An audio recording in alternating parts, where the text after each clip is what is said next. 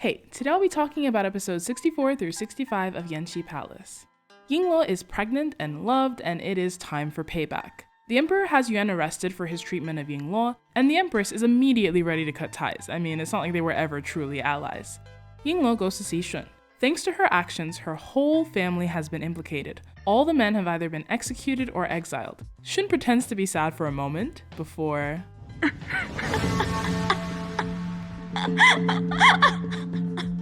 This woman was playing 4D chess. All this time, she never forgave her family for what they did to her. Forget everything I said. She did have her anger pointed at the right person, and she got herself in trouble on purpose to use the emperor as a weapon to hurt her family. I really did not put that together until it was revealed. This is easily a top 5 plot for me. Who else has managed to get revenge on everyone in their clan? Shun tells Yingluo about how Abida, the court official who forced her into the palace, drugged her. And then, when she awoke to find herself already on her way to the palace, he threatened the life of her son to make her go along with it. Considering how happy she is to hear that the people in her family were punished, I suppose we can infer that quite a few of them were complicit in her kidnapping. Shun eventually found out that her son had already died, which is why she was going to kill herself. Again, girl, that was so not his fault. But anyway, Shun makes it clear though that she knows she and Yingluo are cut from the same cloth. Yingluo was already onto her when she proposed running away with Fu Heng, and only pretended to consider it so that she could use her to make up with the emperor. As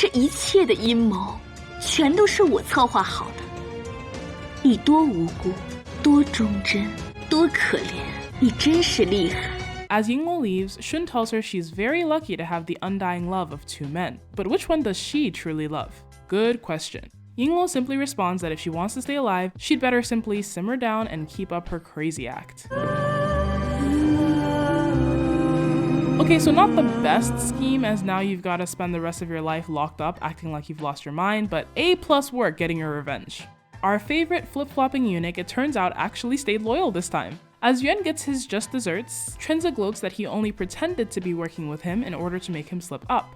He had to keep up the act in case anyone was watching, but he never even considered betraying Yingluo again. Yuan gets caned 200 times as punishment, which is wild. Like, I don't even know how his legs are still working, but thanks to Yingluo, he isn't killed.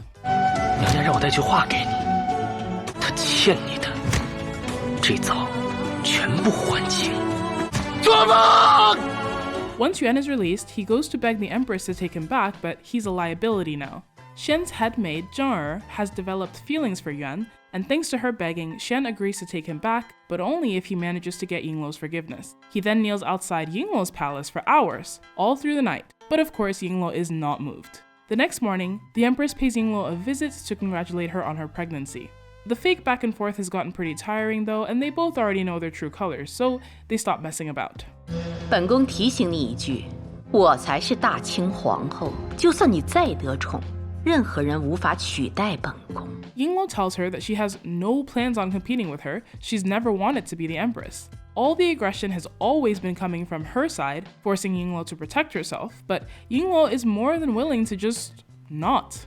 The empress is suspicious, asking what if she has a son, but Yingluo again makes it clear that she won't fight with her unless she starts it. That includes for the position of crown prince. She only asks for one thing. The empress's promise that no matter what, she won't hurt any of the children in the palace. The empress agrees and the deal is struck. She leaves with Yuan in tow and they live out the next 10 years. You heard right, 10 years. The princes are all grown up and Yingluo is now a Guifei. Because we need to show that time has passed, Fu Heng and the emperor get gross little mustaches. No, that's not fair. They're fine. I mean, I hate them, but that's a personal thing. They're fine. I literally couldn't even guess how many living children there are because I tell you, this drama does not care. Half of them we don't even know who their mothers are, and they weren't even cast because they never show up. So just the important ones then. Here's 4th Prince, who has grown up to be a little shit. Remember, 4th Prince was Jia's son, and Xian started taking care of him after she died. Well, after she killed her.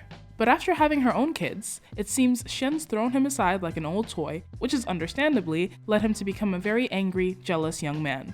Then there's Yu's 5th Prince, the one Yingluo saved at birth. He's been raised by Yingluo ever since Yu left for the nunnery, and so, of course, turned out quite well. He is the standout for crown prince and excels in everything. The empress had the 12th and 13th princes, but 13 died somehow, leaving 12th prince as her only child. He's very hardworking, if not especially talented. The youngest son is Yingluo's 15th prince. He's only 6, but a bit behind for his age, as Yingluo often has him fake sick and skip class to play with her, which is hilarious and just like Yingluo. He is her only biological son now, as her other son, the 14th prince, didn't make it. In total, she gave birth to 2 sons and 2 princesses. 4 kids! Guess she got over that fear of pregnancy in the end then. Any other princes you can assume are either dead or not a candidate for the throne, so not worth casting. Over the last 10 years, the empress has worn herself out running the harem. Looks like Yingluo was right to choose a more carefree life. She pretty much gets all the benefits of being a powerful woman in the harem without any of the responsibility. Yingluo doesn't raise her children. She hangs out with them when she feels like it and doesn't when she's not in the mood. She sent her son, the 15th prince, to be raised by Qing, and her daughters to be raised by the Empress Dowager. Usually when this happens, it's kicking and screaming, but Yingluo did it by choice. Through this, she made up with the Empress Dowager by giving her that replacement daughter she's been so thirsty for, and of course Qing, who's now a consort, is 100% loyal to her as they share a son. The Empress has kept her word, and Yingluo has kept hers, so things have been pretty peaceful. But as the children grow, the Empress, of course, begins to have second thoughts. No matter who becomes the next emperor, she will still end up on top, but can she really stand to be lorded over by someone else's son? And then what will become of her own son? Really, these ideas are mostly being pushed by Yuan, who has lost not an ounce of desire to see Yingluo taken down. He even goes so far as to enlist Hongzhou's help, saying the Empress has given up on herself and needs him more than ever to help her stand up straight again. 只有您能够帮助主子娘娘和12阿哥。 Yingluo spends most of her time playing around and avoiding motherhood when she can, as she finds the kids rather stifling. Her relationship with the 5th prince is pretty funny. 你真笨！要是把这个小唐僧放进来，被他念叨起来，可又是没完没了。 This only works because there's a literal village of people to raise these kids. Otherwise, Yingluo could only be classified as a neglectful mother. I mean, imagine finding out that your mom hides when she hears you're coming. And apparently she does this all the time. Her relationship with the emperor also hasn't changed much. They still spend all day messing with each other. 把那箱子呀抬过来。皇阿玛，儿臣赢了。再来一局。是。有完没完啊？我快憋死了。 I've been grinning ear to ear for the last 20 minutes. They're so cute. Also, the 5th prince has such a good sense of humor about Yingluo just not wanting to be around him. 早就将您视同亲额娘了。当初您生小15的时候，命悬一线，昭华哭着来上书房找我。 As for her and the emperor, their relationship has blossomed so beautifully. He's very understanding of her and hasn't really expected her to change who she is. He's also quite understanding of the way she treats her kids, knowing part of the reason she sent them away is wanting to make sure they have pillars of support other than her. She admits she knows she's silly with them, but it's because she knows the world they're going to be facing and wants to at least give them a happy childhood. Now that we fully understand Shun's story, good lord girl, I support you, burn it all down. As Yingluo and Shun are talking, we find out that she did have a child, but the emperor was wrong about her having a husband. 没有丈夫，哪来的儿子？漂亮的脸蛋儿不一定是好事。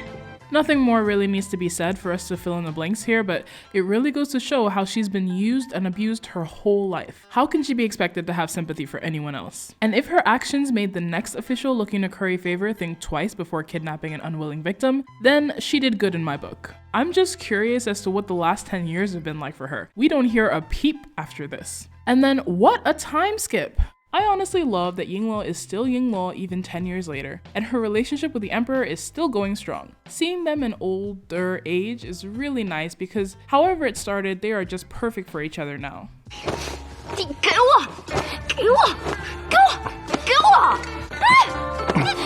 皇上，放我下来，放我下来！花儿。